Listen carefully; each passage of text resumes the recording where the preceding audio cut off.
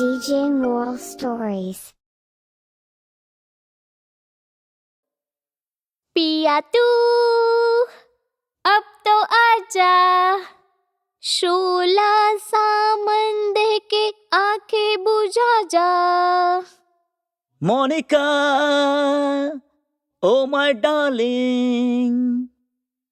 राहुल आणि मोनिका दोघं नवरा बायको आनंदाने सोबत राहून आपली रोमॅन्टिक मॅरेज लाईफ एन्जॉय करत असतात. पण एक दिवस मोनिकाची सासू शीला एका मुलीला घरी घेऊन येते, जिचं नाव उर्वशी असतं. हिला भेट, ही आहे उर्वशी, बाजूच्या बीनाची मुलगी.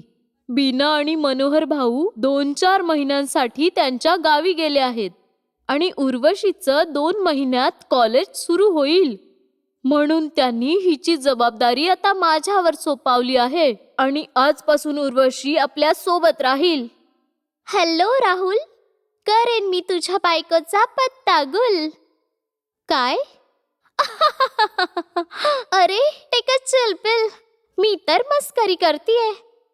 मोनिकाला उर्वशीचं वागणं काही ठीक वाटत नव्हतं. ती जेव्हा बघावं तेव्हा राहुल जवळ येण्याचा प्रयत्न करायची. मोनिका, जाने मन, माझा टॉवेल कुठे आहे? अगं, मला लवकर माझा टॉवेल आणून दे बरं, नाहीतर मला असंच बाहेर यावं लागेल तुझ्या समोर. तेव्हा मोनिकाच्या ठिकाणी उर्वशी राहुलला टॉवेल नेऊन देते आणि हे सर्व मोनिका बघत असते आणि तिला उर्वशीचा खूपच राग येतो.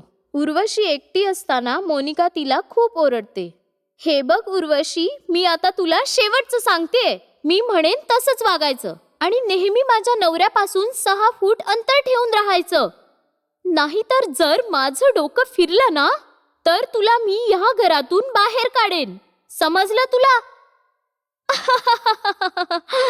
तुला जे करायचंय ते तू कर मोनिका.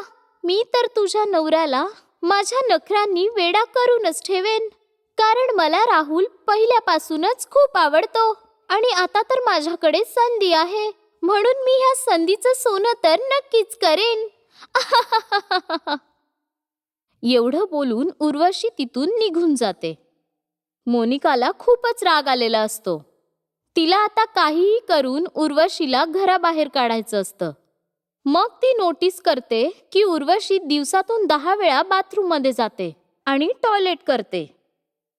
ही उर्वशी बाथरूममध्ये जाऊन दिवसातून 10 वेळा टॉयलेट करते. हिची पचनशक्ती बिघडली असं वाटतंय, म्हणूनच हिला पोट साफ करायला सारखं सारखं बाथरूममध्ये जावं लागतंय. आयडिया, आता तू बघच मी काय करते. तुझ्या ह्या टॉयलेट करण्याच्या कमजोरीला कशी मी माझी ताकद बनवून तुला मी माझ्या घराबाहेर काढते. उर्वशी जेव्हा पुन्हा टॉयलेटला जाते तेव्हा तिला बाथरूममध्ये एक सफेद साडी घातलेली चेटकीण दिसते, जिने आपल्या चेहऱ्याला तिच्या पदराने लपवलेलं असतं.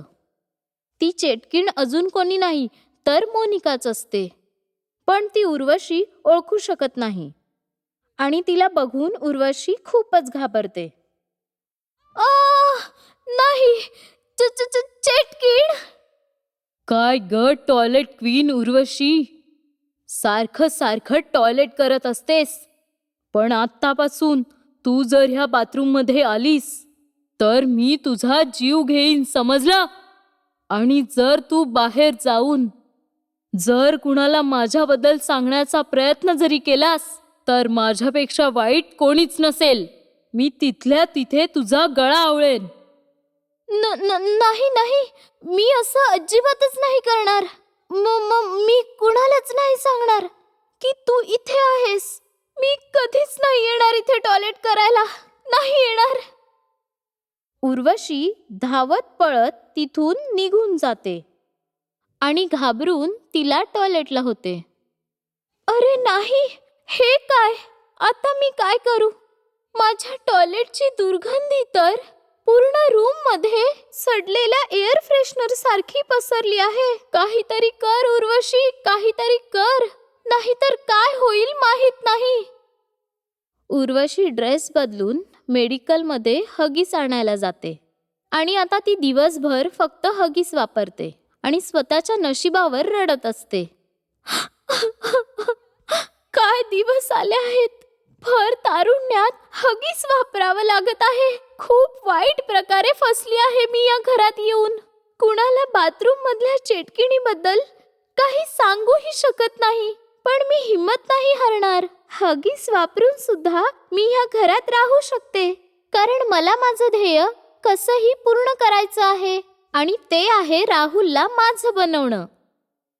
मोनिका, जी पडद्यामागून हे सर्व लपून बघत असते, ती स्वतःलाच सांगत असते, तू कितीही रड नखरे कर निर्लज्ज मुली, मी तुला ह्या घरातून आणि राहुल व माझ्या लव्ह लाईफ मधून लाथ मारून बाहेर काढणार म्हणजे काढणारच, मग तू कितीही हगीस वापरलेस तरीही. उर्वशी आता हगीस वापरत त्या घरात राहत असते. एक दिवस घरातील मोलकरीण जमुनाबाई डस्टबिनमध्ये एक वापरलेला हगीस बघते. तुझ्या नानाची टांग. ओ शिला मालकीण, तुमचं नाव शिला आहे, पण वाटतं ह्या वयात तुमचं कॅरेक्टर ढिला झालं आहे, म्हणून तुम्ही हगीस वापरत आहात ना. पण एक गोष्ट सांगते, मी हे सर्व घाणेरडं साफ नाही करणार, आणि जर केलं तर एक्स्ट्रा पैसे पाहिजेत मला, समजलं ना. अगं ए जमुनाबाई, तुझ्या कानाखाली एक असा आवाज काढेन ना, मी काही हगीस वगैरे वापरत नाही. मग काय हे हगीस कचरा कुंडीत आकाशातून पडलंय का? मला तर असं वाटतं ही उर्वशी मॅडमच हगीस वापरत असेल. आई शपथ, डोकं फिरलं आहे का मोनिका तुझं? मला सांग, मी ह्या वयात हगीस का वापरेन? अगं, इतका आरडाओरडा का करतेस तू? एखाद्या शेजाऱ्याने चुकून टाकला असेल तो. इडियट उर्वशी, आता पुढच्या वेळेपासून तू वापरलेले हगीस दूर कुठेतरी फेकून ये, नाहीतर परत काहीतरी गोंधळ होईल. उर्वशी तेव्हापासून तिने वापरलेले हगीस कॉलनीपासून खूप लांब जाऊन एका गल्लीमध्ये फेकून देते. एका रात्री अचानक उर्वशीच्या पोटात जोरात गुडगुड व्हायला लागतं. आई ग! उर्वशी हगीस शोधायला लागते, पण जेव्हा ती तिचं कपाट उघडते तेव्हा ती बघते की हगीसचे सर्व पॅकेट संपले आहेत. अरे देवा, हे काय? माझे सर्व हगीसचे पॅकेट संपले आहेत. आता मी काय करू? आता तर एवढी रात्र झाली आहे, माझ्याकडे बाथरूम मध्ये जाण्याशिवाय दुसरा कोणताच ऑप्शन नाहीये. उर्वशी हिम्मत करून बाथरूम मध्ये जाते. हे देवा परमेश्वरा, हे देवा परमेश्वरा, हे देवा परमेश्वरा, हे देवा परमेश्वरा. तेव्हा ती बघते, बाथरूमच्या कोपऱ्यात ती चेटकीण अजूनही बसून असते. नाही, हिचे सर्व हगीस मीच लपवून ठेवले आहेत. माझ्या भीतीने ही स्वतः घाबरून एक ना एक दिवस ही नक्कीच इथून निघून जाईल. उर्वशी आता हगीस वापरून खूपच त्रासून गेली होती, म्हणूनच ती आता गल्लीच्या शौचालयात जाऊन टॉयलेट करते. एक दिवस जेव्हा ती गल्लीच्या शौचालयात जाऊन टॉयलेट करते तेव्हा ती शौचालयाचा दरवाजा आतून बंद करून घेते. पण तिथे आलेली मोनिका ती कढी उघडते. ही महाराणी आतमध्ये टॉयलेट करत आहे. आता ही टॉयलेट करून हगीस वापरेल, आणि तेव्हा येतील बाहेरील स्त्रिया आणि होईल हिच्या उरल्या सुरलेल्या इज्जतीचा फालुदा. उर्वशी टॉयलेट करून हगीस वापरते.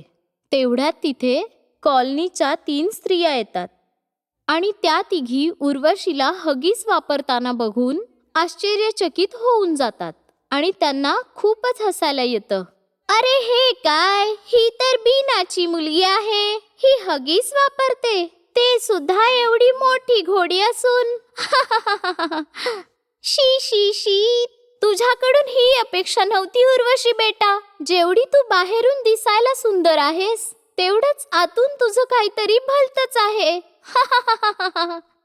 तोच मी विचार करत होते की रोज रोज रमोलाच्या गल्लीमध्ये कचरा कुंडीमध्ये काळ्या पिशवीमधून काय फेकते. अरे नाही काकी, माझं ऐकून तरी घ्या. 3ही स्त्रिया जाऊन पूर्ण गल्लीमध्ये ही गोष्ट सांगतात की उर्वशी हगीस वापरते, आणि प्रत्येक जण उर्वशीला बघून तिची खिल्ली उडवतात, आणि त्यानंतर उर्वशी सर्वांसमोर जाण्यास लाजते. अरे ही बघा, हगीज घालणारी उर्वशी. अगं उर्वशी, हळूहळू चाल, नाहीतर तुझ्या हगीसमध्ये काहीतरी गडबड होईल. नाही, मी आता कुठचीच नाही राहिले. मी आता कुणाला माझं तोंड देखील नाही दाखवू शकत. असं वाटतंय आता मला इथून खूपच लांब जावं लागेल, कारण इथे आता माझं काहीच नाही राहिलं. उर्वशी आता तिचं सर्व सामान घेऊन गपचूप दुसऱ्या शहरात निघून जाते आणि मोनिका तिच्या ध्येयामध्ये यशस्वी होते. मोठी आली होती, माझ्या नवऱ्याला माझ्यापासून हिसकावणारी. पळवून लावलं ना.